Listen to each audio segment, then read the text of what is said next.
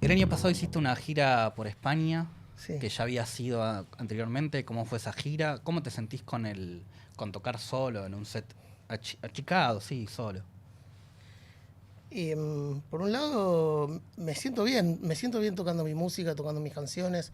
Me gusta tocarlas solo, me gusta tocarlas en banda. Lo que estoy haciendo ahora, a veces lo toco solo, a veces lo toco en dúo o en trío.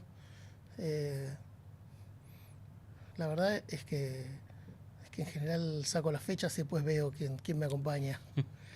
Quién puede, quién tiene ganas, con quién tengo ganas de hacerla yo.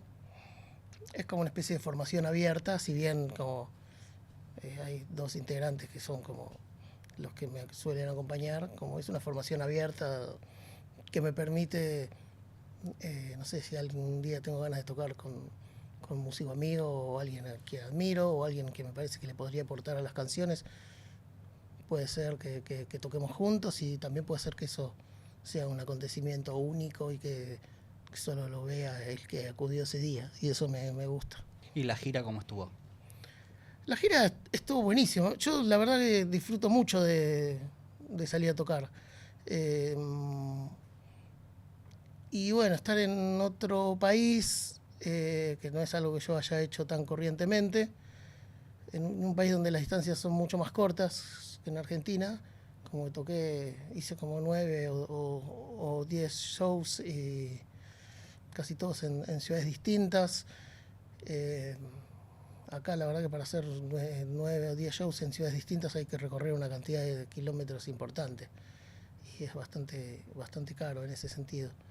Eh, no sé, traté de hacer una especie de mezcla de gira y vacaciones, que es lo que nos funciona a los que no tenemos un público realmente masivo. O sea, nunca me voy a creer que estoy ahí buscando una masividad que no tengo en mi lugar de origen, ¿no? Además no manejás como para hacer esas distancias que acá son más No. largas. Uno cuando piensa en tu carrera, piensa en Babasónicos también, la unión que tuvieron en Martes Mente al principio con Babasónicos, con todo ese sonido de los 90. También con lo que pasó con Dínamo, con Soda Stereo. ¿Cómo viviste esos años de Martes Menta, esos primeros años que tenías 20 años, que era también la primera banda grande en la que estabas?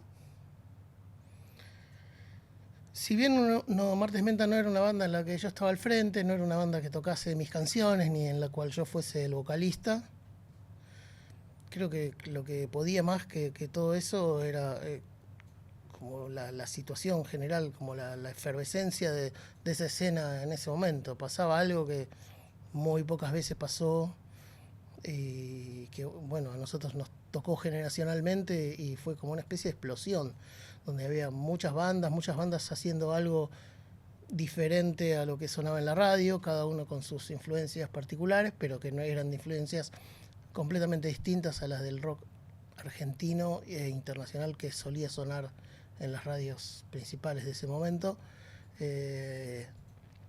Y había mucha gente con ganas de ir a los shows. Gente a la cual le interesaba mucha música y gente que no tanto, gente que estaba porque era el lugar donde había que estar. Entonces, digamos que como que esa gente hacía bulto también, como a cualquier lugar que uno iba donde tocaran bandas había gente, mucha gente iba sin saber siquiera quién era el que iba a tocar, sabía que ahí tocaban bandas y estaba bueno ir un sábado a la noche a ver bandas, eso. Entonces, para mí es un gran momento. ¿Y musicalmente te gustaba lo que hacían? ¿Lo que hacía Martes Menta Sí. o el general de todas Ustedes, las sí. bandas? Sí, había cosas con de las que estaban más cerca de mis inquietudes y otras menos. Creo que la banda habíamos hecho unos demos previos a lo que fue el primer disco, que eran un poco más cercanos a lo que a mí me interesaba hacer. Y, y después cuando llegamos al disco y cuando estuvo el contacto con el resto de las bandas del nuevo rock argentino, como empezaron a aparecer otras influencias y ahí yo ya no encontré un lugar donde yo pudiera aportar compositivamente. Y ahí pensaste Menos que Cero. Sí, Menos que Cero fue un proyecto que arrancó un poco paralelo a Martes Menta, pero nos iba tan bien con Martes Menta y nos mantenía tan ocupados que era bastante difícil pensar en tomárselo en serio, y todo el resto de los integrantes también estaba cada uno en otra banda, y tratábamos de juntarnos una vez por semana durante un par de meses, pero un día éramos tres, otro día éramos otros tres, o sea, no funcionaba. Y así que lo puse en stand-by hasta que Martes Menta se separó, y creo que al día siguiente que Martes Menta se separó, los llamé a todos y les dije si estaban para tocar. Eso. Vos habías pensado primero en un guitarrista que llegó en la segunda formación, ¿no? Sí, era Iván, que era el guitarrista de Iguana Lovers. Eh, nada, habíamos hecho una gira juntos, Martes Menta, Iguana Lovers, y la habíamos pasado muy bien, y yo había pegado muchísima onda con él y nos juntábamos en la casa de él a tocar. Y tocábamos un montón de cosas juntos que estaban buenísimas, y él al final no participó de la primera formación de Menos que Cero y sí participó de la segunda, pero de todos modos yo creo que igualmente en el momento que tocamos juntos no logramos meter en Menos que Cero eso que lográbamos cuando tocábamos juntos solos. Ya cuando él entró a Menos que Cero, si bien en la segunda formación sonó bastante distinta a la primera, ya tenía una identidad más definida, Menos que Cero, y era más difícil que la manera de tocar de él se adapte a algo que ya existía. En cambio, si hubiéramos empezado al principio, tal vez hubiéramos construido esa identidad juntos. Siempre pienso un poquito eso. ¿Y sentís que Menos que Cero fue lo que vos querías musicalmente? ¿Lo logró en algún momento? Yo creo que fue distinto a lo que yo había imaginado, pero fue grandioso. Yo escucho el primer disco de Menos que Cero y me parece que está en mi top 3 de discos, qué sé yo. O sea, fue distinto, decididamente distinto a lo que yo había imaginado originalmente. Pero increíble. Para mí, el momento Menos que Cero fue un gran momento. ¿Y no te generaba ningún tipo de ruido? Che, esto no lo había planeado así, directamente te dejaste... No, fuiste para adelante, Fuimos claro. para adelante. Las bandas son conjunciones de personas, entonces las influencias de las bandas terminan siendo de toda la música que uno escucha, que es un montón, las músicas que tenés en común con tus compañeros, las músicas que escuchás y que el otro también escucha y que el otro también, y vos tratás de meter algunas de las otras cosas que a veces pasan, a veces no pasan. Entonces vos terminás priorizando las cosas que a tus compañeros los hacen felices, o con las que funciona mejor la banda.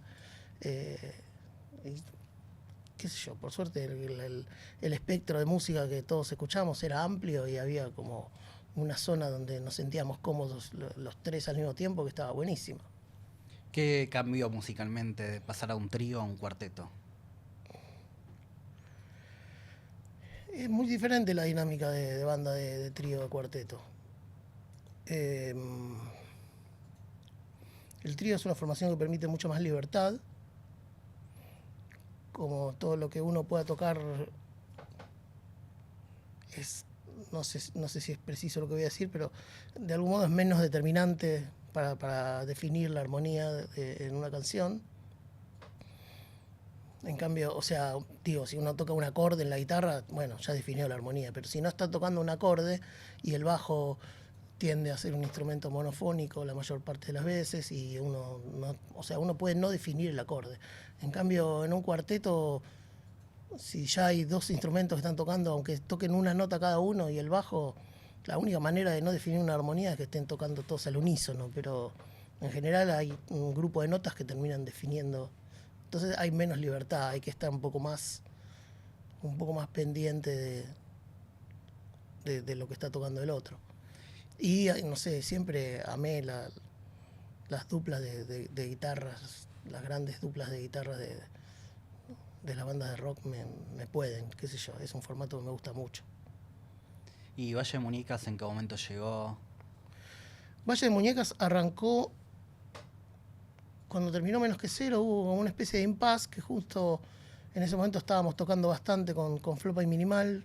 Flopa Mansa Minimal arrancó un poco a caballo del final de Menos que Cero, y terminó sobre el principio de Valle de Muñecas. En el medio tocamos, fue el momento en que salió el disco y que tocamos bastante. Y yo desde que había terminado Menos que Cero tenía una idea, de algún modo, como de arrancar una carrera solista. Tenía como la idea de los músicos que me iban a acompañar y bueno, un poco empezamos a demear eso con mi hermano. Pero bueno, en el momento que nos juntamos, que estuvimos todos juntos en una sala y sonaron las canciones, yo dije, esto es una banda, esto no es un proyecto solista. Suena a banda y tiene que ser una banda. Y la verdad que no es algo que haya pensado en volver atrás en ese sentido durante todo lo que duró Valle de Muñecas. Como estuvo bien esa decisión. ¿Dijiste duro, es pasado Valle de Muñecas o...? Nunca se sabe. No terminó de una manera abrupta ni con ninguna pelea. Creo que todos estamos en momentos musicales distintos ahora. Hablamos, nos vamos a ver cuando tocamos. Creo que en el momento que a los 4 nos des ganas al mismo tiempo de hacer algo juntos, lo haremos. ¿Cómo es hacer música con Lulo, tener una banda con él, compartir también? Fácil. Sabiendo que son hermanos. Fácil y dificilísimo. Hay un vínculo que con los otros músicos no tenés, tal vez. Sí, obvio, más vale, todo es distinto. Hay un entendimiento, hay como una base de música en común. O sea, una base de música en común que tiene que ver con la música que escuchamos mientras vivíamos juntos, básicamente. Creo que después cada uno de los dos fue por caminos distintos y escuchamos músicas bastante distintas luego. Pero hay como una base y una cantidad de cosas que como que sabemos de qué estamos hablando cuando él hace determinado tipo de fill de batería o yo hago algún cambio de acorde o alguna línea melódica. No sé, eso produce un entendimiento que está buenísimo. Y después está como el lado oscuro, que es como que las peleas son más duras, las cosas se dicen mucho más de frente. Y también esas peleas que por ahí con otra persona tal vez nos hemos dicho cosas que con otra persona podrían haber sido irreversibles. En una relación de hermanos es como, no sé, el amor vence. ¿En algún momento quisiste tocar la batería? Sabiendo que... No, o sea, me hubiera gustado. Nunca quise tocar la batería nunca quise ser baterista. Claro. Me encantaría tocar la batería. Me parece un instrumento increíble. Como instrumento, como instrumento, como herramienta musical y como herramienta de catarsis, me parece que no tiene paralelo en nada en la vida. No sé, me hubiese gustado. Y además creciste con ese sonido, con tu viejo Sí, ahí. no, pero cada vez que me siento en la batería soy un desastre. Así que... Igual también te escuché decir que tampoco eras bueno con la guitarra al principio, que llegó más tarde eso. Que primero te llegaron los discos y después el instrumento, por decirlo. Yo creo que cuando empecé a tocar cuando empecé a tocar como fan del rock ya aprendí. Tuve un momento de muy chiquito de querer tocar la guitarra y no haberlo logrado, sí. No sé, a los 7 años o algo así. Me mandaron un año a aprender guitarra y no aprendí a pasar de mi a la y en el acto de fin de año hice mímica. Pero después ya cuando empecé a tocar, no sé, a los 13 años o algo así, ya fui para adelante, no sé. Hablaste de Flopa Mansa Minimal. Quería hacer como ahí un asterisco porque siento que para la música argentina, para el under argentino, ese trío fue algo importante, algo destacado, que no sé si cada uno de ustedes, no sé si alguna vez lo hablaron, supongo que sí, pero no sé si en el momento lo sabían, che, estamos haciendo algo que va a quedar más que otras cosas, más que otras bandas. Y a la vez te escuché decir también alguna vez que era proyectos paralelos de cada uno, entonces no era la misma energía que se le pone a una banda principal, a un proyecto. No, pero eso me parece que le hacía bien al proyecto. Me parece que eso tiene que ver con lo que pasó y tiene que ver con que ninguno estaba al 100%, o sea, sí en el momento que tocábamos y en el momento de grabar. pero era como una situación muy, muy lúdica, muy de juntarnos, bueno, a ver, dale, toquemos, cambiemos canciones, a ver qué le puedo agregar yo a la tuya, qué le puedes agregar vos a la mía, y un poco, y qué podemos hacer que esté un poco fuera de lo que solemos hacer cada uno con nuestros proyectos. Si bien, no sé, me parece que en ese momento el único proyecto andando de todos era PES, porque a mí el trío me agarró justo Menos que Cero se estaba terminando y Flopa no sé si aún estaba tocando en Barro, me parece que ya no en ese momento. Nada, todos lo veíamos como un lugar donde hacer cosas que no habíamos hecho y jugar a hacer tal cosa, qué sé yo. ¿Y qué fue la importancia de Vicente Luis en el trío? Y fue como un catalizador de que ese sonido llegue al disco. Nosotros, ya creo que lo contamos millones de veces, los tres, pero no se nos había pasado por la cabeza hacer un disco. Era juntarnos a tocar en vivo y disfrutar eso. Y un día tocamos en Morón y estaba él y nos dijo que quería comprar el disco y dijimos que no teníamos, y me dice, bueno, cuando lo hagan yo lo quiero, pero no lo vamos a hacer. Y fue como, dale, no rompan las pelotas, yo les pago la grabación y ustedes háganlo y me lo dan a mí. Y bueno, fue así, pensamos que era como una joda de la noche, y 3 días después llama y dice, bueno, ¿van a hacer el disco o no? Mirá que si no gasto la plata en otra cosa. Y así fue el disco, y salió el disco. Tuvo una repercusión que nosotros no esperábamos en lo más mínimo, se vendió muy rápido y recuperó su plata. Y al toque le devolvimos el dinero. ¿Y hubo intentos de vuelta? Sí, hubo vueltas.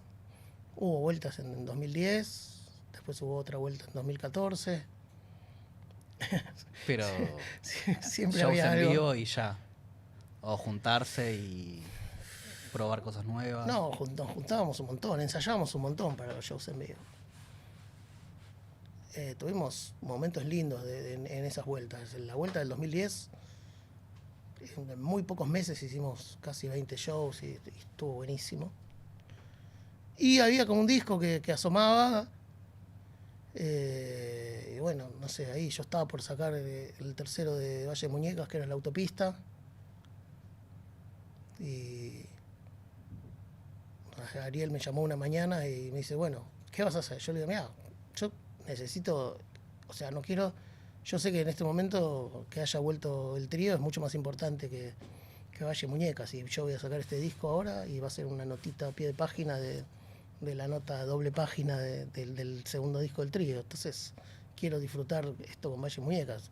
A mí me hubiera gustado esperar, no sé, un año o algo así y hacer el disco con el trío.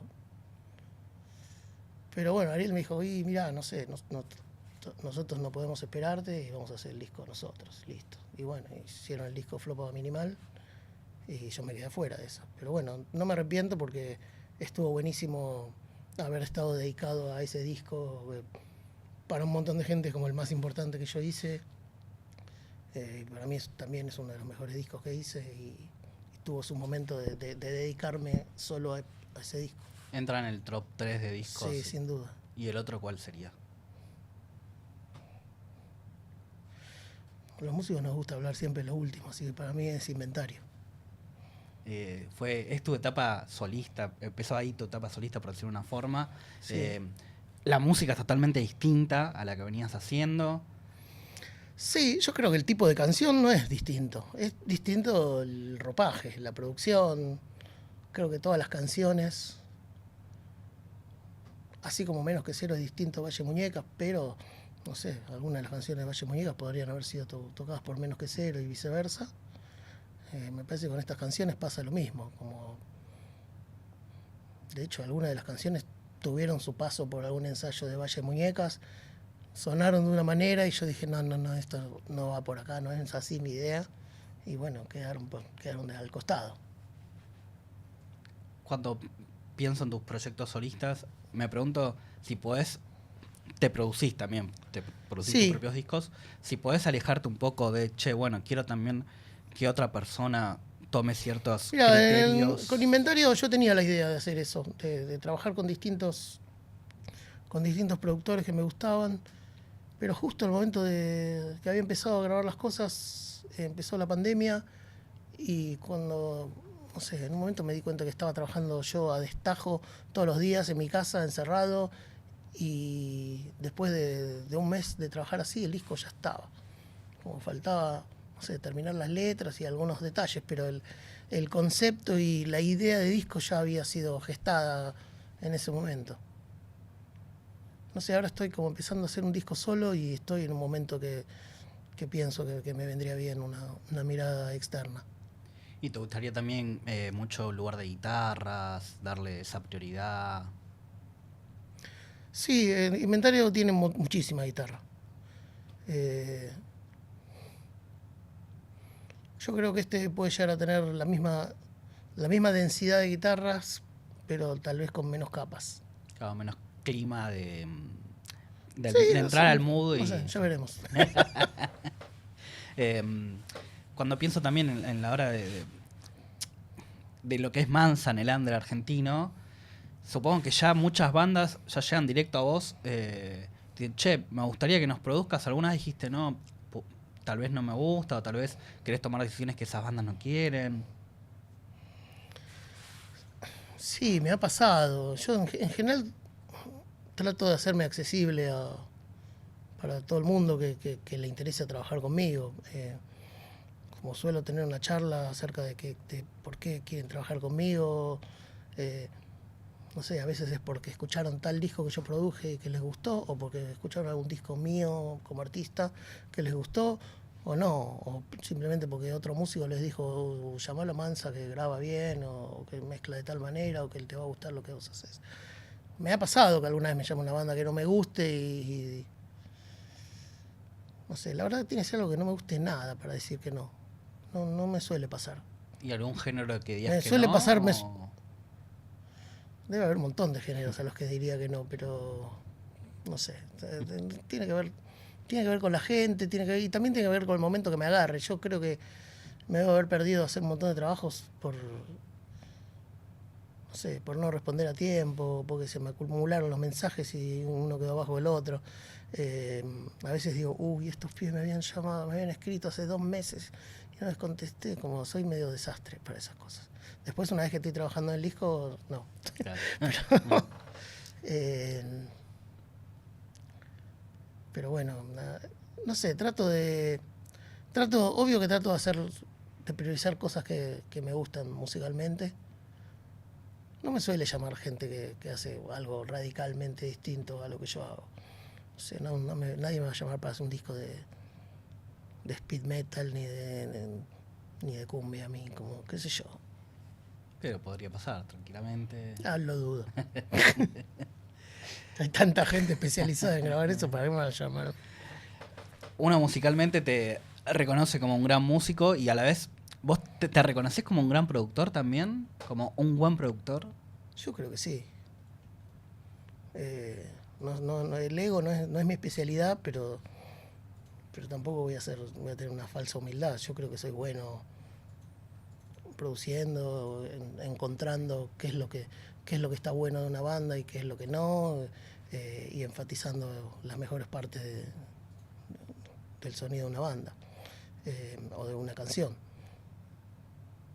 ¿Qué lugar ocupás a la hora de producir discos que después decís, bueno, los llevo a mis proyectos?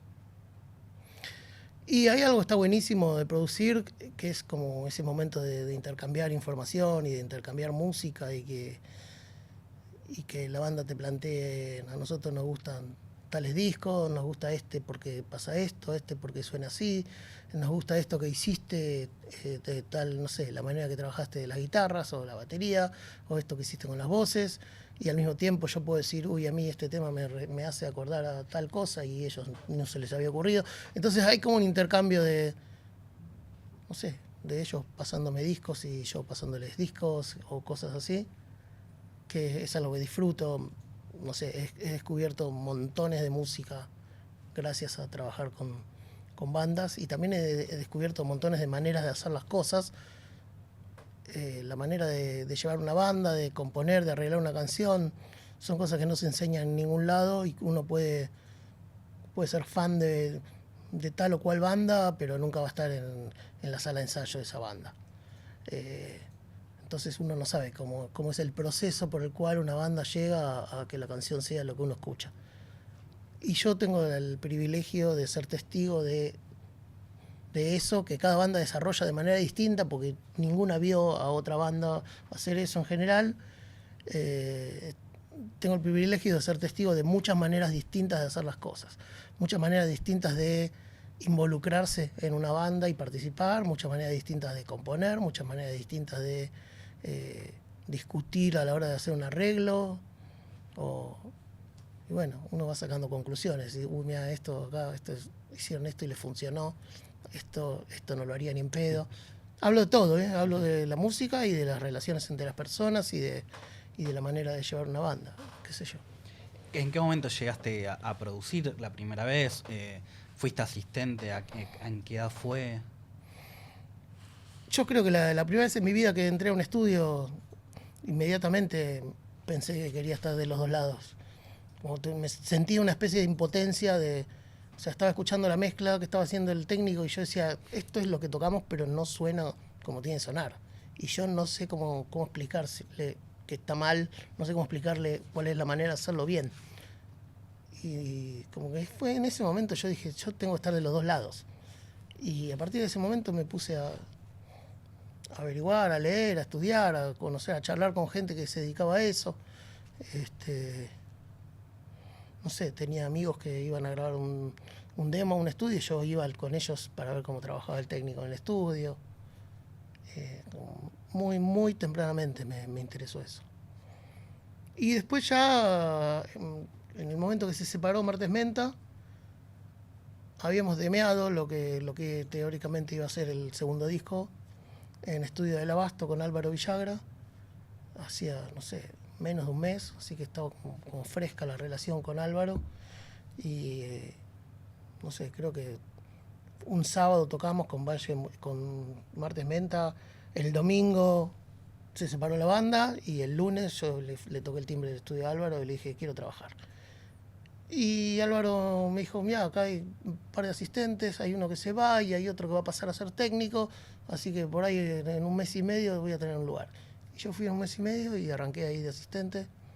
Debo haber estado, no sé, un año o algo así, un año y medio. ¿Y a los shows en vivo? ¿Cuándo llegaste? ¿Hacer en vivo? Sí. ¿Hacer sonido? También, medio al mismo tiempo. Al mismo tiempo que empecé a trabajar en Estudio del Abasto, unos meses después empecé a hacer sonido en La Luna, que era un bar donde habíamos tocado con Martes Mentas y donde íbamos a tocar mucho con Menos que Cero. Y empecé a hacer sonido ahí al menos una vez por fin de semana, a veces dos,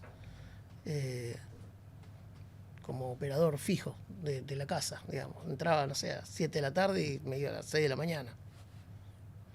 Y eso lo alternaba con el estudio, que también entraba, no sé, a las 10 de la noche y salía a las 4. ¿Fuiste a muchos recitales en vivo a lo largo de tu vida? Sí. ¿Podés desconectar y decir, che, acá falta tal cosa? Sí. Sí. Sí, de hecho disfruto mucho los shows de bandas que no sé, que no alcanzaron todavía su máximo potencial. Los shows de algo que está como todo tremendamente resuelto y todo perfecto me aburren bastante, de hecho. Me gusta esa cosa de ver algo que no está del todo terminado o que tiene cosas que podrían estar mejor y que mi mente complete un poco los espacios vacíos. ¿Y solés decirle a esas bandas que, che, acá No, tal vez no, me lo tienen que preguntar para eso.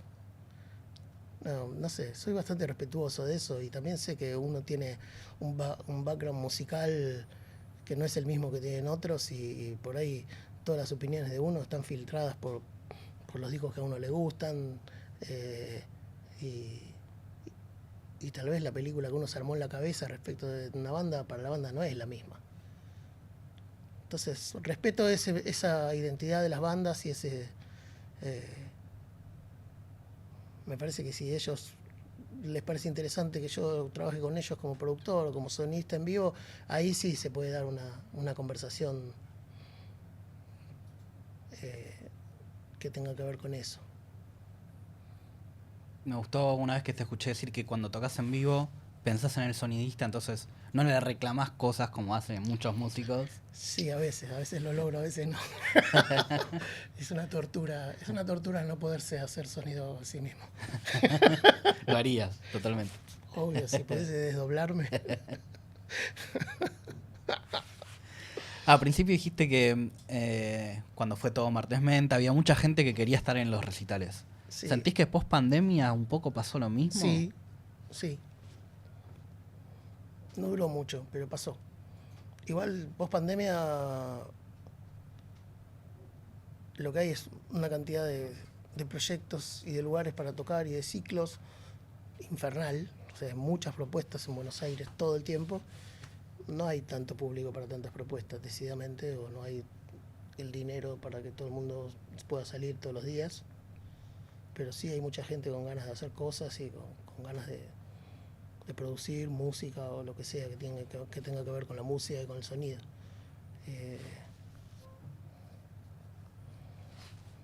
¿Sentís que hay como varias etapas en lo que es el under argentino de los 90, 2000, post-Cromañón también, y ahora lo Sí. que pasó, no sé, con las nuevas bandas, Winona Riders y todas esas? Sí, ¿Sentís que hay como una continuidad, algo que es distinto? me parece que hay continuidades y rupturas. Creo que cuando yo era chico pasaba algo que tiene que ver con las rupturas y con la negación de la generación anterior, que después no volvió a ocurrir.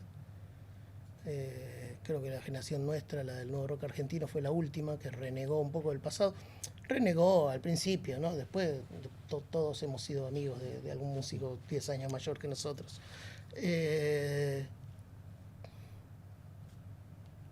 Después me parece que no, como que no hubo momentos de bandas nuevas saliendo y despotricando contra los anteriores. Y me parece que con la camada post pandemia hubo un poquito de eso, no una cosa como solía ser, pero sí hubo un poco de eso. Y que, no sé, no me parece mal, me parece que está bien, como que es parte del juego y que tiene que ver con la identificación del público de cierta edad con sus pares. A mí me resulta muy difícil saber para quién hago canciones. Yo hablo de mí en las canciones. Y con suerte hay un montón de gente que tiene vivencias similares o similares a mí o similares a las vivencias de las cuales yo hablo en las canciones, que a veces no necesariamente son mi vida, muchas veces es algo probablemente más interesante o lo que sea. Y me parece que la gente que tiene mi edad no va a los shows. Entonces ahí hay como una especie de conflicto acerca de qué estamos cantando. En cambio, cuando tenés una banda a los 25 años y tu público tiene 20, es fantástico. Como vos le estás cantando a la persona que es como vos, y cuando vos sos público, la persona que está arriba del escenario te está hablando a vos y está hablando de vos.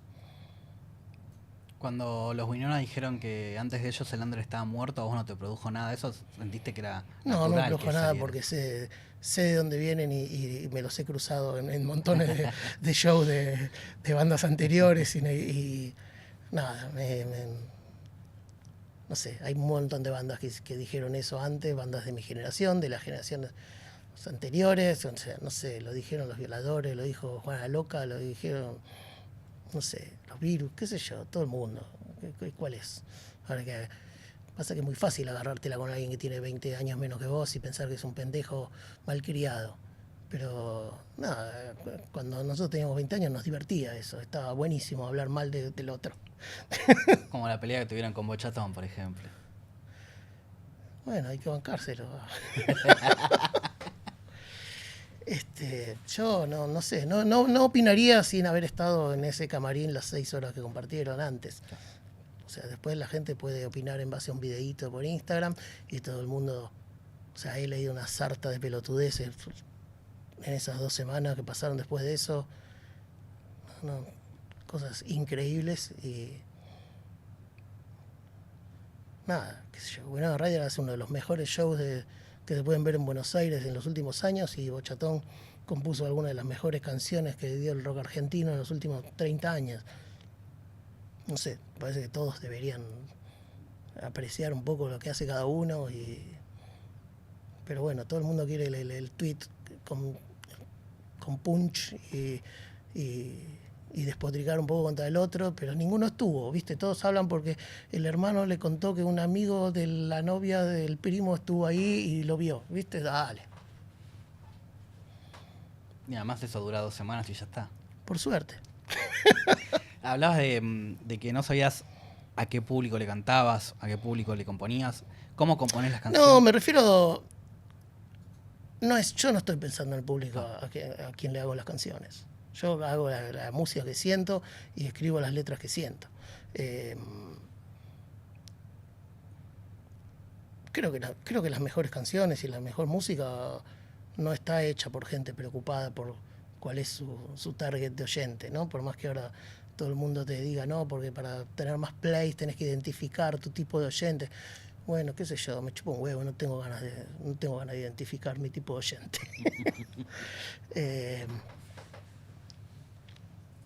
Sí, un marketing O sea, segmentación. hablo de lo que tengo ganas de hablar, mis canciones hablan o de cosas que me pasan o que le pasó a gente que conozco, o son historias de alguna forma alrededor de esas vivencias, o tiene que ver con que escribo sobre lo que hablo sobre lo que hablan las canciones que a mí me gustan, que es otro punto, ¿no? Como no necesariamente si hacemos canciones tristes, no es que estamos tristes todo el tiempo y que tenemos que estar tristes para cantarlas. O sea, hay un montón de letristas que a mí me encantan y hacen canciones que hablan de eso, de las relaciones humanas, de desamores y un montón de cosas, y me gustan ese tipo de canciones. Bueno, entonces escribo ese tipo de canciones.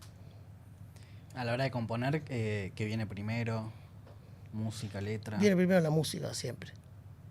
Tengo un par de temas en los que surgió más o menos al mismo tiempo ambas cosas, y tengo cosas que he escrito a lo largo de los años a las cuales recurro en el momento de hacer una canción o de ponerle una letra a una canción que ya está sonando, pero en general viene primero la música. ¿Y esa música cómo viene? ¿Estás tocando algo y de repente está bueno? En cualquier momento. Estoy tocando, o sea, si tengo el instrumento en la mano y de pronto, no sé, la mano como se va para un lado, me parece interesante.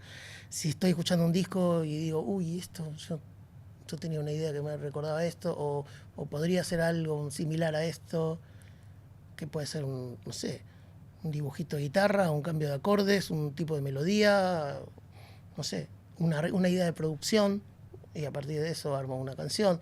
No sé, no siempre es igual. Llega un momento que esa idea pasa no sé, a mí sentado en algún lado con una guitarra en la mano tratando de trasladarlo, o con otro instrumento, pero la idea puede salir en el aire, no necesariamente con un instrumento en la mano. ¿Y a la hora de hacer las canciones tenés un método que te obligás a hacerla o tenés música ahí que está No, he tenido letra? periodos. He tenido periodos de sentarme no sé, en general cuando digo me voy a sentar a componer una canción no me sale nada. Como sale, tengo que estar en una situación, no sé, en las pruebas de sonido salen cosas todo el tiempo. Y porque es una situación linda, estás escuchándote fuerte, no sé, con la guitarra súper amplificada, la voz amplificada, que es algo lindo, escuchar la voz con el micrófono saliendo por unas cajas gigantes. Así que en las pruebas de sonido salen un montón de cosas. Me pasaba con bandas y me pasa ahora. ¿Y en cuanto a las letras, fueron cambiando la forma de componerlas a lo largo de los años? Más allá de la temática, sino la forma. Sí. Yo creo que hace muchos años que hago como una especie de ejercicio de escritura automática, ¿no? Como de tener más o menos una melodía de una estrofa, un estribillo, y escribir. no sé, si tengo un tema que tiene 3 estrofas, probablemente escriba 15, 20 estrofas, las cuales son todas pésimas. Pero, pero de ahí suelen salir como alguna, digo, son pésimas en su totalidad.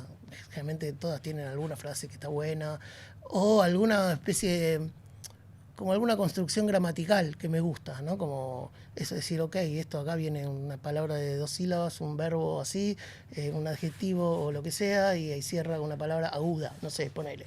Eso. Y bueno, a partir de eso empezás a cambiar figuritas y decir, ok, no sé, llega un momento de ese trabajo donde decís, ok, estoy hablando de tal cosa. O no, por ahí eso vino antes, por ahí dijiste, te salió un título interesante o decís, quiero escribir acerca de esto. Pero eso, la cosa de la escritura automática es algo que me gusta. Me gusta escribir sin pensar, como me gusta pensar en la musicalidad de las palabras, aparte del significado. Hay un montón de veces que termino una letra que está buenísima y cuando la canto digo, uff, está buenísimo la letra, pero no suena linda. Y como en ese momento, no sé, empiezo a cambiar cosas hasta que me suene lindo con las palabras, con la melodía, me suene lindo como fonéticamente y no solamente lo que estoy diciendo. Que Inventario sea una sola palabra. Cuando venís de Valle de Muñoz, que tiene discos con más palabras, ¿también fue algo que decidiste hacerlo consciente? No sé, creo que me gustó. Sí, claro, Valle Muñecas tiene dos discos por lo menos con nombres largos. Pero no sé, me gustaba la palabra. Originalmente el proyecto, el disco se iba a llamar Miniaturismo, que fue como una pieza instrumental que saqué al principio, que fue lo primero que saqué como solista. Pero terminó pasando tanto tiempo y terminó como quedando medio separada. A mucha gente le parece que es como otra cosa completamente distinta. Yo haciendo música instrumental, un tema de 13 minutos. Wow, se asusta a mucha gente. Para mí es lo mismo. Yo escucho Inventario, escucho Miniaturismo y para mí es lo mismo, solo que uno tiene una voz arriba y el otro no. Cuando haces algo nuevo, ¿se lo mostrás a alguien antes de que salga? Sí, tengo un par de amigos o músicos o productores, colegas a los que mostrarles y pedirles, no sé, alguna opinión.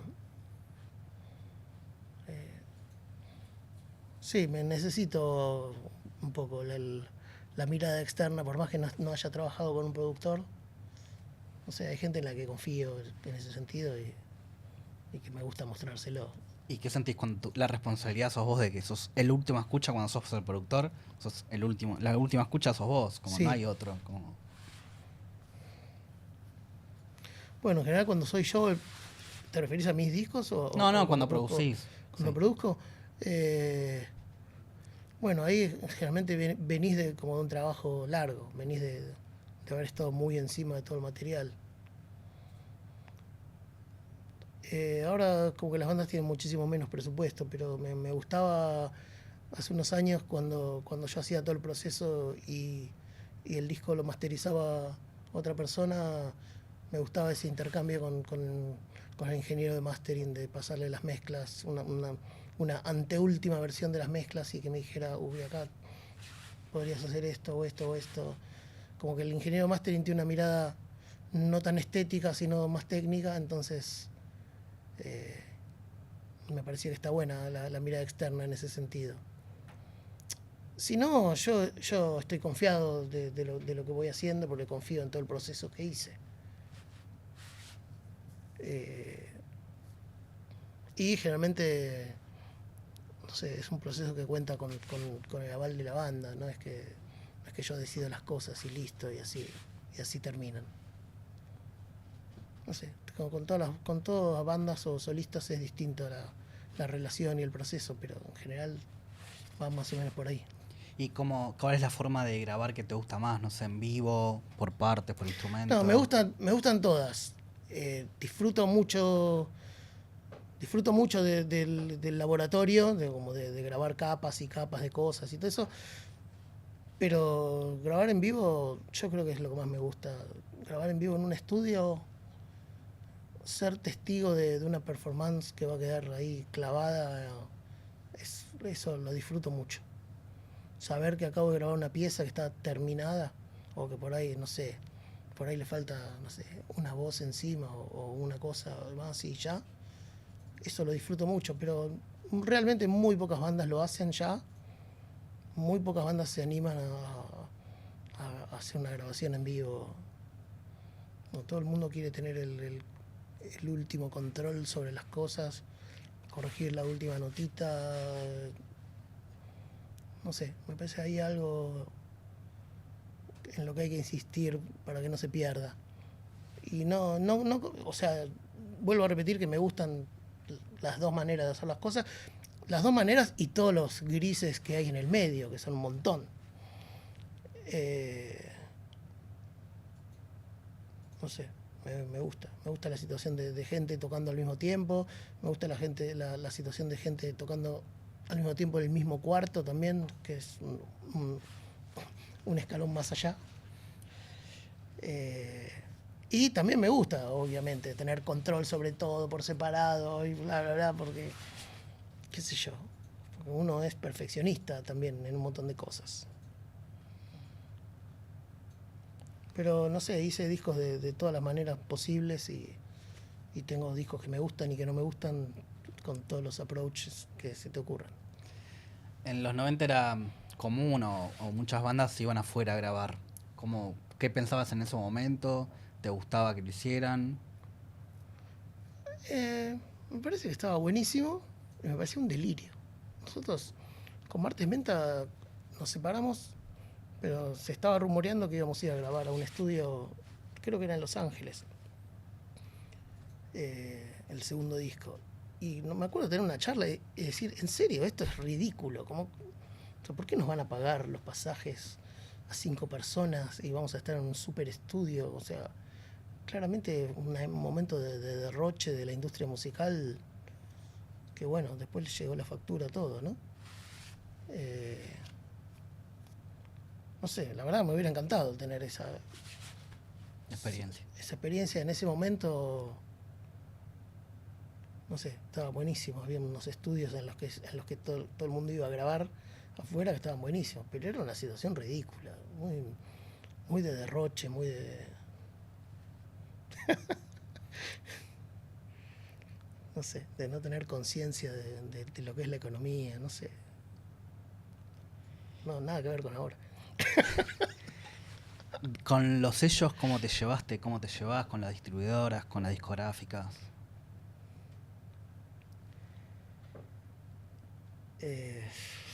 Qué difícil.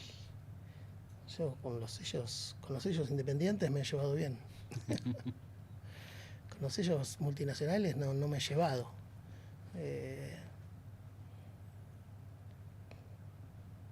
No sé, no hay mucha música del mainstream que a mí me haya gustado, casi en ninguna década. Los Beatles. No, sí, obviamente que hay discos de sellos grandes que me encantan, pero en general la música que a mí me gusta, casi toda sale de sellos independientes y está hecha por gente que no tiene presupuestos gigantes para hacer las cosas. Podemos nombrar montones de discos que contradigan lo que estoy diciendo, pero hablo como del grueso de lo que escucho. Y en general las prácticas comunes de la industria discográfica siempre me parecieron un horror y me parecieron que estaban hechas por gente a la que no le interesa la música y que simplemente está buscando en la música una manera más de hacer dinero. Simplemente encontró que en la música le salía fácil. A mí me gustan las cosas hechas por gente que tiene un amor por la música. Y en los sellos independientes encuentro eso. Seguramente no en todos, pero hay montones de sellos independientes a lo largo de la historia que han producido mucha de la música que a mí más me gusta y y lo han hecho por amor a la música. A lo largo de los años también lo que cambió es la forma de llegada con Spotify y todo. Bueno, Sí, Zulcic en su momento, Ares, todo. Como también te escuché decir que si Martes Menta o Menos que Cero hubiesen estado en esta época, tal vez duraban más, porque tenían como una obligación de, che, mirá, la gente nos escucha, no hace falta tener un disco e ir, no sé, a tal provincia con sí, el no lo dije disco. como algo ni positivo ni negativo. Conozco un montón de bandas o integré bandas que duraron simplemente 2 años, o 3 años, o 4 años. Eso es impensado, ninguna banda dura ahora 2 años. Todos se toman por lo menos 5 años. Porque, no sé, porque pasan cosas mínimas, pero pasan. En ese momento, si tu disco no llegaba a, no sé, a Salta, y no había manera que vos vayas a Salta, porque no, en Salta no iba a tener nadie la más mínima idea quién eras. Ahora sí, tu música puede llegar no sé, a Costa Rica o a Paraguay o a Ecuador y vos ni te enteraste y de pronto un día tenés un mail y dices, che, te escribo de Quito, estaría buenísimo organizar un show de Mansa o de Valle Muñecas, ¿qué necesitan? Ok, como eso antes no había manera de pasar. Como son pequeños estímulos como que mantienen la llama. Eh, Como antes con una banda vos tenías ciertos objetivos, si no los cumplías, listo, se terminó la banda, ya está, pasamos a otra cosa. No sé, era un poco más sincero en un punto. A mí me parece que hay un montón de proyectos que duran mucho más de lo que deberían durar. Como que hay un fuego ahí como que estalla, que está buenísimo, que en esa combustión se producen un montón de obras increíbles y después baja y es simplemente como que está en piloto automático, ¿viste? Como es esa llamita chiquitita de mantenimiento. Y bueno, hay gente que tiene talento y en esa llamita de mantenimiento hace cosas decentes, interesantes, buenas, hasta muy buenas. Eh, pero todas las bandas tienen un pico de explosión que puede ser al principio o puede ser un poco más tarde y que es difícil después de eso volver a repetirlo. Te han llegado muchas bandas así. ¿Cómo? Te han llegado muchas bandas así. Que decís, che, tal vez si me hubiesen venido 2 años antes, No, yo no les voy a decir eso. pero lo pensás, Eh, no. no, pero bueno, he pensado, si tal banda, me hubiera gustado hacer tal disco que hicieron antes, me hubiera gustado estar en ese momento. Y qué sé yo, pero bueno, igual hay gente que tiene talento, mucho talento, y gente que tiene oficio. Y hay gente que tiene las dos cosas. Siempre cuando hay alguien que tiene talento, es interesante ayudarlo a hacer una buena canción, un buen disco, una buena obra, lo que sea. ¿Crees que es más importante el talento que el oficio? El talento es más importante que el oficio. Después, el trabajo es otra cosa, no es el trabajo no es el oficio. El oficio es el hacer las cosas, para mí el oficio es el hacer las cosas porque ya aprendiste y las haces un poco de taquito y te sale hacer eso. El trabajo es otra cosa, el trabajo es sentarse a trabajar, sentarse a hacer eso. Hay gente que tiene mucho talento y las cosas le salen muy fácil y hay gente que no tiene tanto talento, pero a fuerza de trabajar y trabajar logra grandes canciones o grandes discos. No sé, creo que el talento es muy importante y el trabajo después y el oficio, nada, es una cualidad, no sé si es algo. Acá está lleno de gente que hace discos solo con oficio.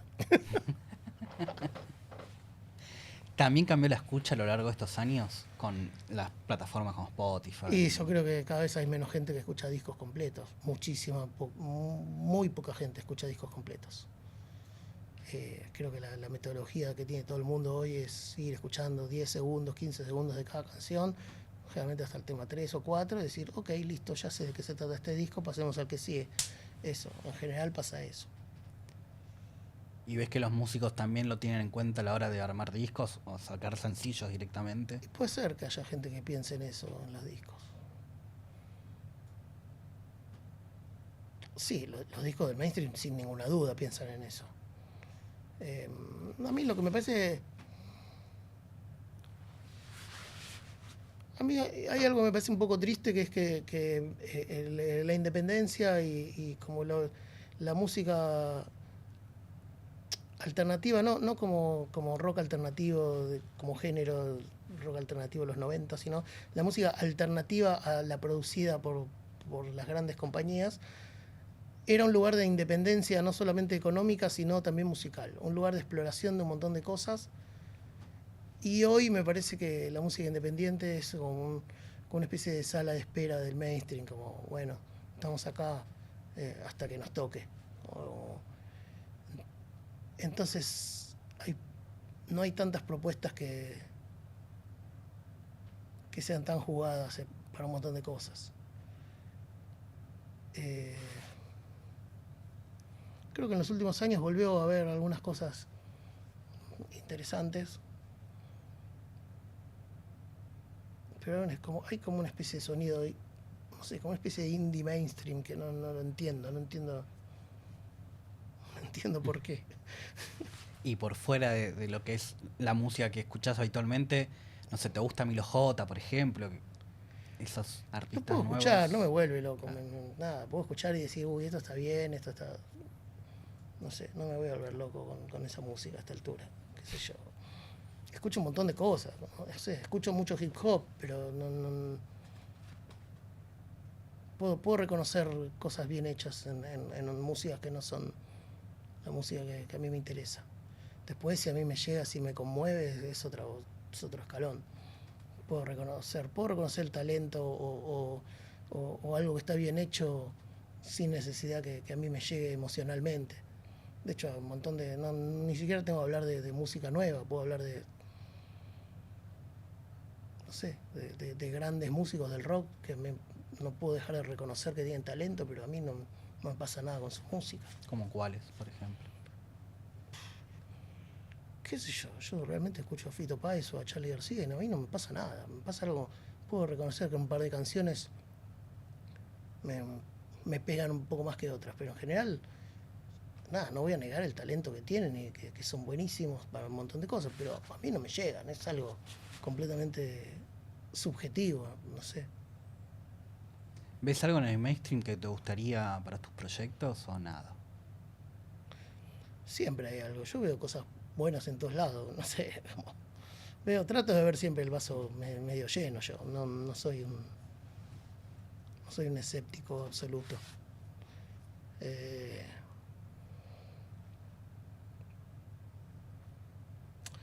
Me gusta la tradición del beatmaking, del hip hop, y hay gran parte de la música que se hace hoy en día que tiene un montón de cosas que tienen que ver con eso. Hay gente que me parece mejor que otra haciendo ese tipo de cosas.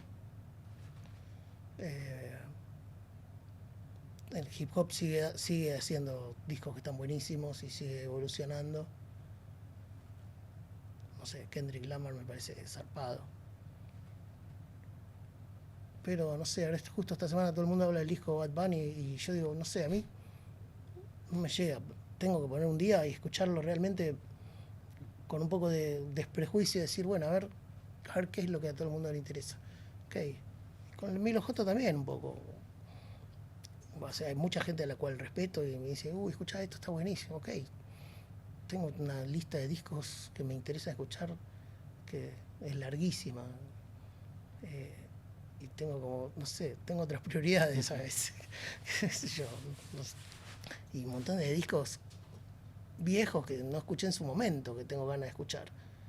La cantidad de música que hay es interminable, entonces, no sé, dedicarle tiempo a un disco solo porque es el disco de la semana o el disco que salió este mes y del cual todo el mundo está hablando, y no sé, déjamelo escuchar dentro de 10 años, por ahí. Me hincha un poco las pelotas tener que ver películas o escuchar discos cuando todo el mundo está hablando de eso. Digo, bueno, por ahí lo agarro de 5 meses, es que nadie está hablando de eso y lo escucho y digo, ok, esto me gusta, esto no me gusta. Pero no quiero sentir como la presión de tenés que emitir opinión sobre tal cosa. ¿Y puede ser que algo que no te gusta al principio después te guste? Sí, en general sí. Me parece que ahora hay mucho menos lugar que antes para eso. Bueno, algunos de mis discos favoritos de la historia los escuché la primera o la segunda o la tercera vez y no me gustaron. y me gustaron las fuerzas de escucharlos y escucharlos y escucharlos. Y hoy son algunos de mis discos favoritos. Yo creo que hoy ya no pasa eso, nadie le da 3 oportunidades a un disco que no le gustó la primera ni la segunda vez. Pero soy analítico con los discos, o sea, me gusta ponerme a escuchar un disco no como música de fondo mientras estoy, no sé, cocinando o limpiando la casa, como digo, sentarme a escuchar música o no sé, hacer un viaje en micro o en la ruta o lo que sea y poner un disco en auriculares con, no sé, con espíritu crítico y con espíritu, no sé, investigativo, digamos, no sé. Me gusta eso con los discos. Me leo mucho acerca de música, acerca de discos, y eso me hace revisitar o conocer discos que no escuché antes, o revisitar discos que ya conozco para escucharlos de otra manera. No sé, escucho música todo el tiempo. A veces nueva, a veces vieja, a veces más afín, a veces menos afín. Con Valle Muñeca sacaron también, bueno, también con Inventarios sacaste un long play y en Valle Muñecas también sacaron. A la hora primero, como preguntarte como productor, ¿cuál es la diferencia a la hora de grabar algo que va a salir en disco o que sale en un long play o hasta en un cassette también? O sea, hay diferencia a la hora de pensarlo. Yo no lo tomo de esa manera. Yo grabo la música como me gusta. Después sí hay ciertos momentos del final del proceso, como momentos más técnicos, el final de la mezcla, el mastering, el armado de la lista de temas, donde sí tenés que tener en cuenta en qué formato va a salir eso.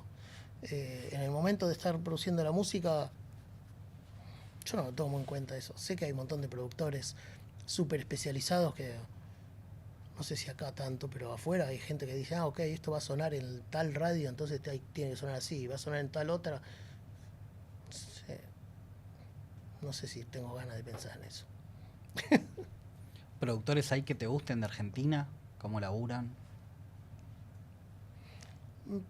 Creo que hay un montón de gente trabajando bien y, y haciendo discos que a mí me gustan. Bueno, Juan Stewart es amigo y hemos hecho discos juntos y trabaja con un montón de cosas y ha hecho un montón de discos que me encantan. Pipe Quintans, que hizo muchos de los discos del Aptra y un montón de otras cosas, también me gusta mucho cómo trabaja.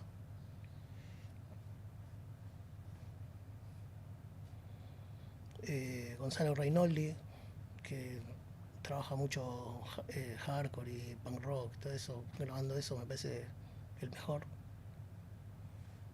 No sé, sí, hay unos cuantos. Y de, no sé, de otro género de pop, por ejemplo. No tengo idea. Por ejemplo. No, yo no conozco por eso, no sé. Como dijiste de punk, dije, bueno, tal vez otro género también. Bueno, pues son músicas que escucho. Claro, sí. Y lo escuchás de chiquito también, así que, claro. Sí. Como son, no sé, son músicas afines. Claro. Puedo llegar a encontrar un disco y decir, uy, está buenísimo, a ver quién lo hizo. Y de pronto lo hizo alguien que yo no tenía ni idea que existía. ¿Qué sé yo?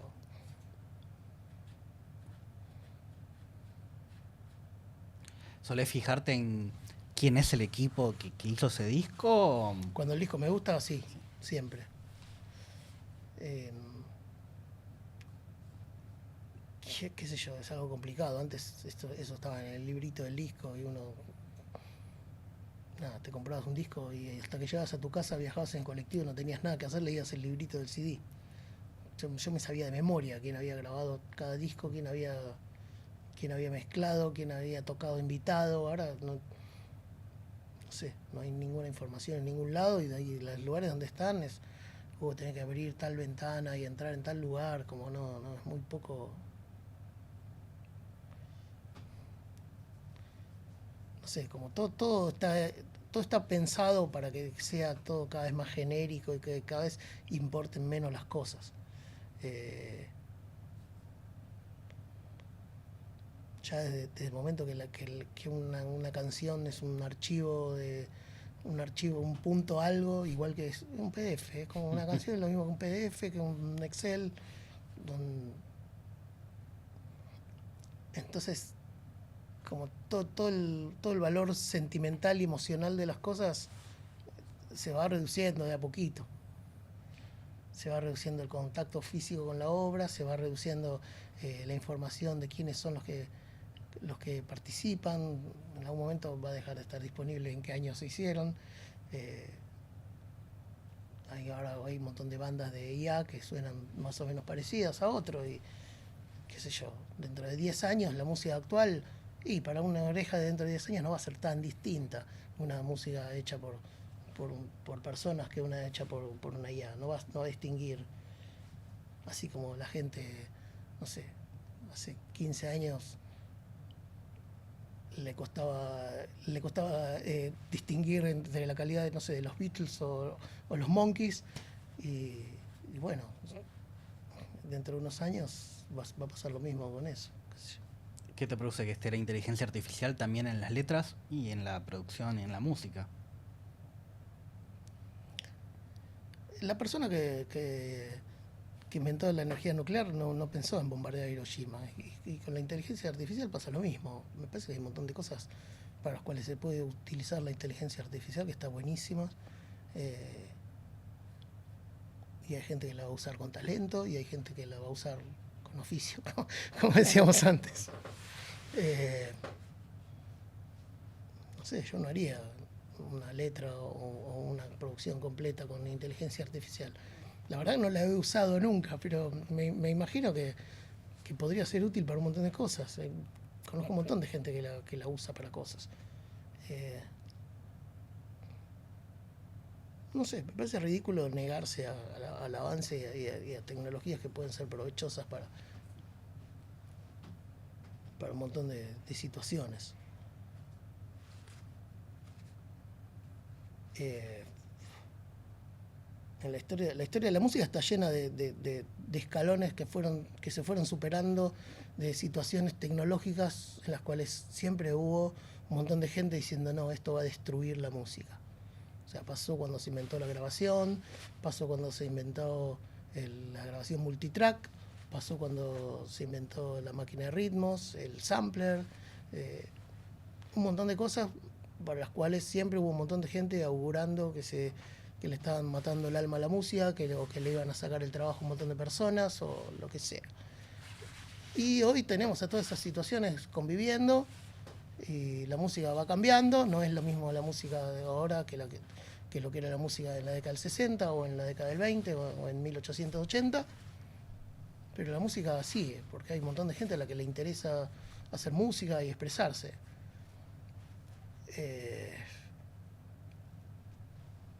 No sé si toda esa gente que hace música para expresarse o como forma de arte y la música que le interesa a la industria de la música o sea, en este momento hay un espacio donde una intersección entre esos dos espacios. Por ahí llegamos a un momento donde la industria musical sea una cosa y la música sea otra. O sea, es probable que pase algo así. No lo puedo predecir, pero es un futuro posible. ¿Te llamaba algún músico o banda que te dieras cuenta o que lo reconocieran? No, esta letra lo hice con IA o esta música, nada. No, y si lo hizo no me lo dijo. ¿Y qué harías en ese momento? Nada, como dale. Nada, Claro. si está buena, está buena. Claro. O sea, si es una porquería hecha por un humano o por una inteligencia artificial. No sé, recuerdo estar en alguna gira cuando acababa de aparecer todo eso y que alguien diga, uy, acá pidámosle que haga una letra tipo Spinetta, una letra tipo el Indio Solari. Y nada, te aparecían unas letras que decías, claro, es como una colección de lugares comunes de Spinetta, una colección de lugares comunes del Indio Solari. Bueno, por ahí, educando a la inteligencia artificial durante muchos años, termina escribiendo algo que está buenísimo. No sé. Bueno, dependerá de la calidad de las instrucciones. Musicalmente dijiste que estás planeando tu próximo disco. Sí. ¿En qué etapa está eso? ¿Tenés canciones Tengo canciones armadas? y estoy como empezando a grabar algunas ideas.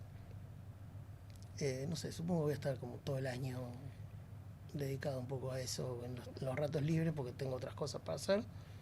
Eh, pero bueno, como siempre con mis discos, cuando está. ¿Y te gustaría recurrir a un productor? Veremos. Por lo menos sí.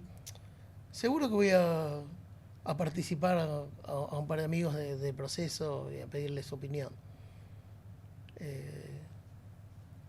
Después, no sé, todo el mundo está muy ocupado, los presupuestos son acotados.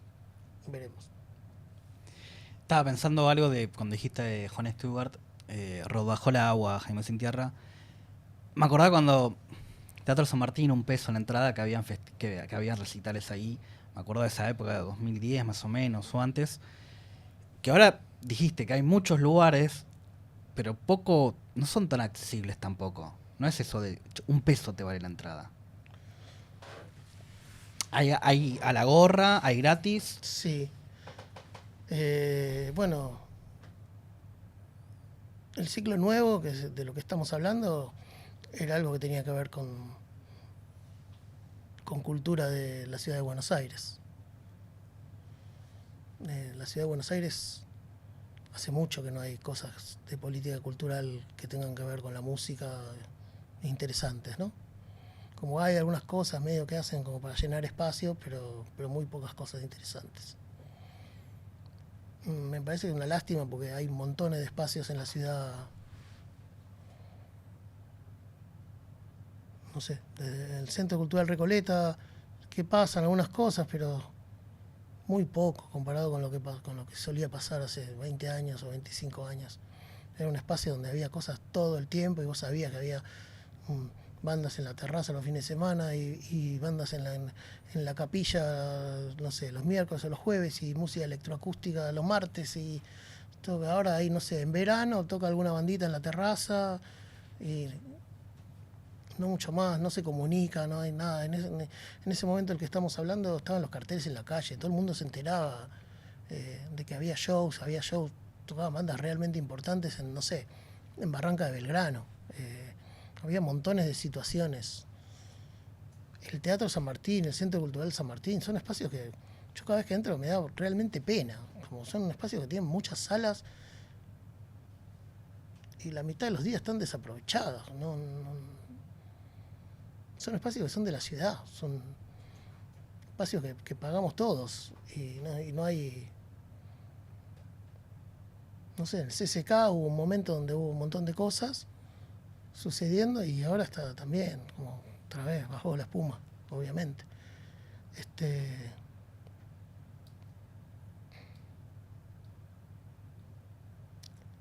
Yo creo que la función de los espacios públicos y la función de las políticas de cultura deberían... Lo que deberían es crear las mejores condiciones posibles para elevar los estándares de las propuestas privadas.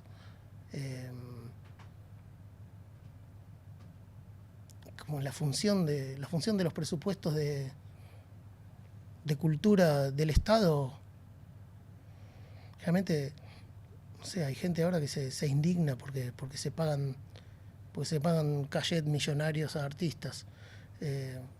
Yo creo que la inversión en política cultural tiene tres funciones básicas. Una es financiar propuestas artísticas que las compañías multinacionales no financiarían. Y por otro lado, acercar las propuestas populares que por ahí las multinacionales sí financian, acercárselas a la gente que de otra manera no podría pagarlas. Entonces, esos cachets de mucha plata, con los que mucha gente se indigna, en realidad los puedes ver como que es dinero para el artista, pero también lo puedes ver como que le está pagando la entrada a un montón de gente para ver esas propuestas. Dije 2 de 3, pero bueno, me olvidé cuál era la otra, pero tenía que ver con alguna situación intermedia entre esas dos. No sé, me parece que tiene que haber inversión del Estado en lo que tiene que ver con la cultura. Lo que pasa es que estamos hablando de gobiernos en los que la cultura es muy poco relevante.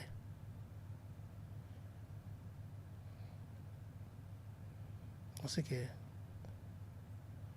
No sé, la cultura va a seguir existiendo siempre. Después hay más o menos producción, hay gente que a la cual hay gente que termina abandonando en el camino porque necesita dejar de hacer eso porque tiene que ganarse la vida, y hay gente que no puede dejar de producir música o arte o lo que sea, la forma de arte que se le ocurra, y va a seguir siéndola. Haya o no dinero, haya o no público, haya o no lugares para tocar.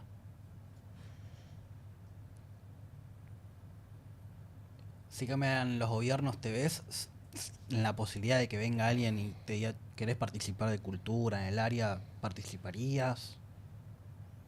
Armando ciclos. Qué difícil eso. No me gusta mucho la gestión a mí. Y no me identifico con ninguna estructura política completa, ¿no? Me puedo llegar a identificar con causas en particular,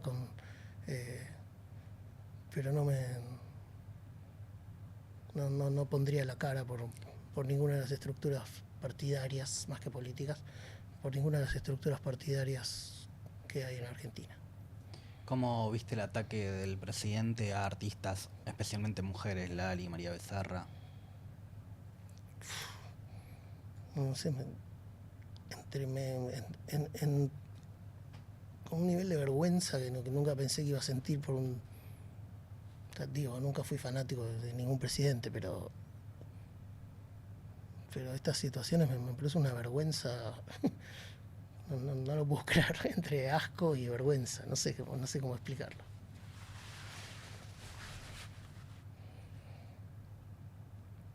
Estaba pensando en los recitales que en su momento hubo en el gobierno de la ciudad, en Costanera, el homenaje que hizo Pedro Aznar por Spinetta ahí en Plaza Italia, que fue lo último grande que se vio en el gobierno de la ciudad, pero bueno, fue un homenaje.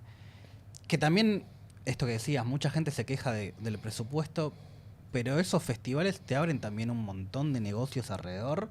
Negocios en la mejor forma, en la mejor palabra, no negocios turbo ni nada, Sí, sino sí, movimiento. sí, lo que pasa es que también estamos en un punto donde hay una grieta política tan grande que ya el vecino se manifiesta como si viene de tal lado del espectro político, ya al vecino del otro lado le molesta. Y no sé si es algo que tenga vuelta atrás.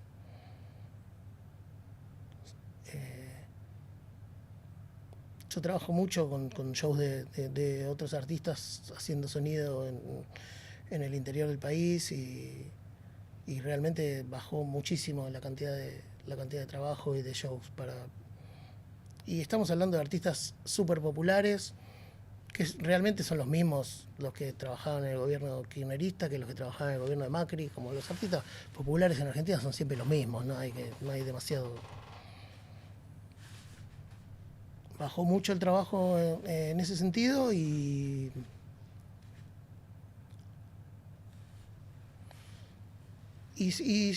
cada vez que hay shows, como la gente asiste, como cuando hay shows que tienen que ver con presupuesto de los gobiernos. No sé, hay como una especie de conservadurismo argentino por el cual la gente no le interesa escuchar propuestas nuevas, ¿no? Pero bueno, por lo menos que escuche las propuestas que escucho siempre. O sea, ya sacar eso es como, no, listo, no queda nada. ¿No crees que al gobierno solo le interesa su cultura? Directamente ninguna. No sé, pienso en... Bueno, creo que a un gobierno como este sí le interesa la cultura porque le interesa destruirla. Como tiene como una batalla cultural, cosa que no pasaba con el gobierno de Macri, que le interesaba tan poco la cultura que ni siquiera se preocupaba por destruirla.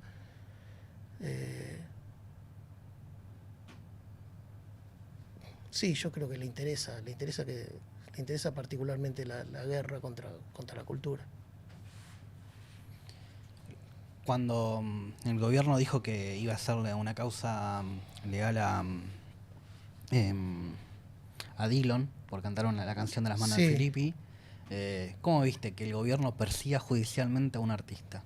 Más allá de los ataques que hablamos recién del presidente. Porque una cosa ya es judicial. No sé, estamos hablando de alguien que tiene, no sé, se habló de un montón de causas en las que está metido el presidente y ningún medio habla de eso y los medios hablan de que un cantante dijo algo en un festival. Están tan locos como... No sé. ¿Cuál es el problema de hablar mal de un presidente? ¿Qué- ¿Que meterte con quién? Como, no sé. No pasó nada cuando los Pistols hicieron God Save the Queen. ¿Va a pasar algo con alguien? ¿No? Igual, realmente lo mismo me pasaba cuando alguien levantaba la voz contra algo que hubiese hecho Cristina y todo el mundo lo tildaba de esto o lo otro. ¿Viste? Como, ¿qué? ¿Desde cuándo no se puede hablar mal de un presidente? Estamos locos. ¿Qué sé yo? ¿Encortás en el arte una forma de resistencia a momentos como este? Sí, de resistencia, de refugio, distintas... O sea, yo no... Mi forma de arte no es contestataria desde las letras. Pero bueno, mi forma de arte en un momento donde toda la sociedad y todos los medios te dicen que lo único que importa es lo que produce dinero, y bueno, es una forma de resistencia, claramente. O sea, yo te aseguro que mi forma de arte produce muy poco dinero. Eh, entonces yo lo veo como una forma de resistencia. Como se está creando una sociedad en la cual solo importa hacerla, pegarla, ¿no? Como hacerla, tener, no sé, en el caso de la música o de los videos, tener más plays, más views, todo eso es lo único que importa. Eh,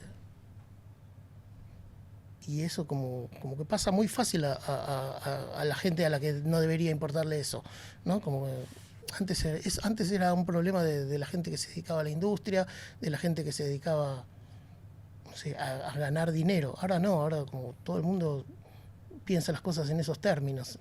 Como, no sé, me parece súper lamentable eso. Después, si la música puede ser...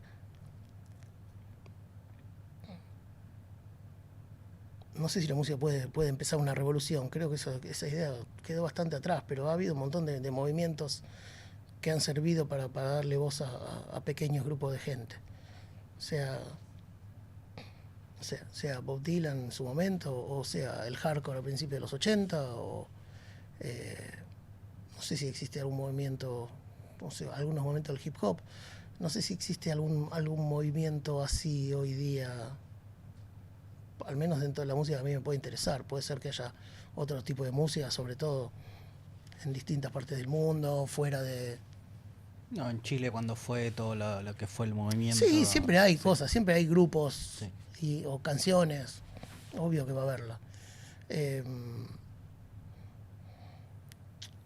pero bueno, a mí tampoco me parece que lo relevante de la música, cuando se le pide mensaje a la música, en realidad no estamos hablando de música, estamos hablando de letras solamente. Entonces eso a mí me hincha un poco las pelotas, porque me parece que la música que es mucho más que las letras. Como la música, el sonido, ni siquiera las notas a veces, como eso.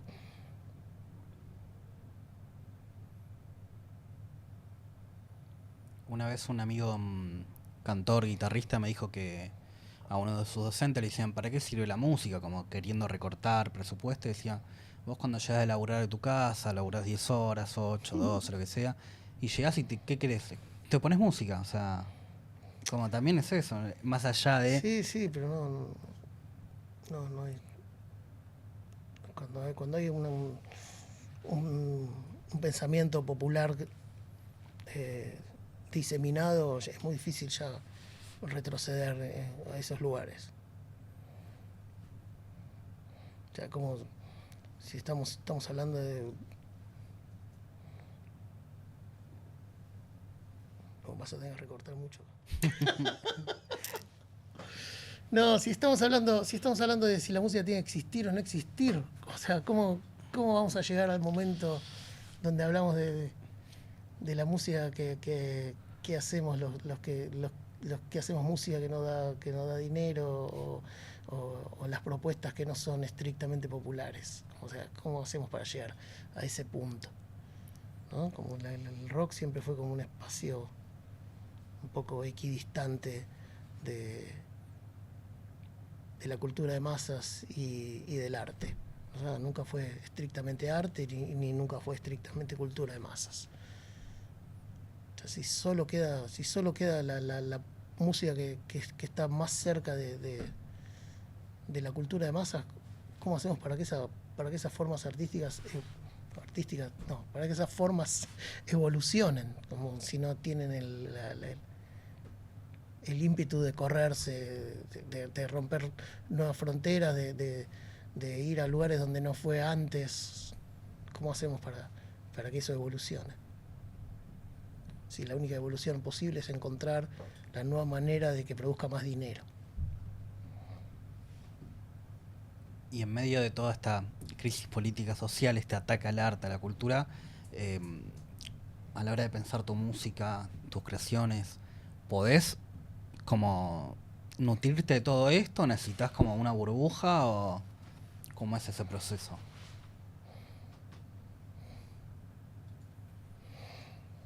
No sé, uno no se abstrae de la vida real. Como, la vida real está ahí alrededor de uno.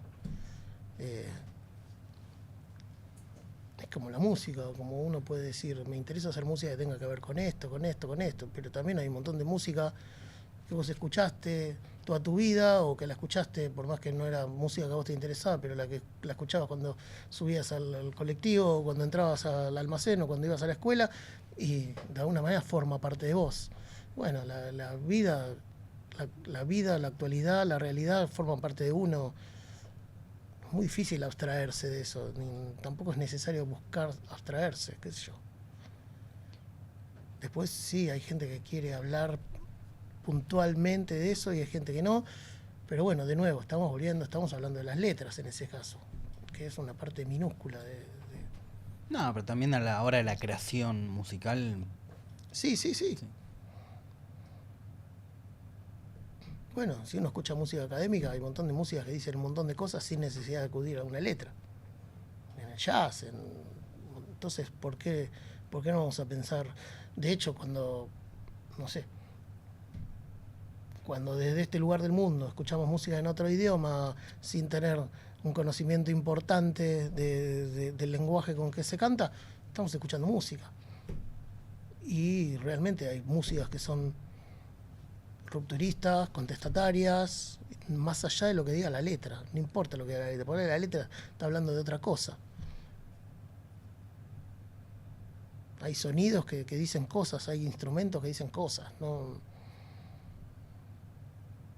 La letra generalmente es como que te acota un poco el mundo, ¿no? Como te lo redirecciona. Como decís, uy, pero yo tenía esta música que para mí significa tal cosa y con la letra significa esto, pero es como una porcioncita de eso. Y bueno, ya está. Ahora la gente siempre va a priorizar el contenido de la letra. Las críticas de discos que van diseccionando los temas, dicen, no, en este tema Mansa nos habla de tal cosa y en este otro habla de... No hablo de nada, no eché las pelotas. ¿Tenés ganas de hacer más canciones instrumentales? No sé, me gusta hacer música instrumental, lo hago en ciertos contextos de algunos ciclos de música experimental y cosas así. Hay algo que me gusta, que nunca es igual lo que hago y que tiene como una cosa de irrepetibilidad que disfruto, y cuando pienso en hacer un disco de eso digo, uy, pero es como que lo voy a fijar, a partir de ese momento eso va a ser así y eso es siempre distinto. Entonces me lo cuestiono. Sé que en algún momento voy a grabar algo, tengo ganas de grabar como una serie de dúos porque me divierte mucho más interactuar con gente de esa escena que de lo que me divierte hacerlo solo. Mansa, te agradezco mucho por esta charla Bueno, y espero que la hayas pasado bien. bueno, muchas gracias.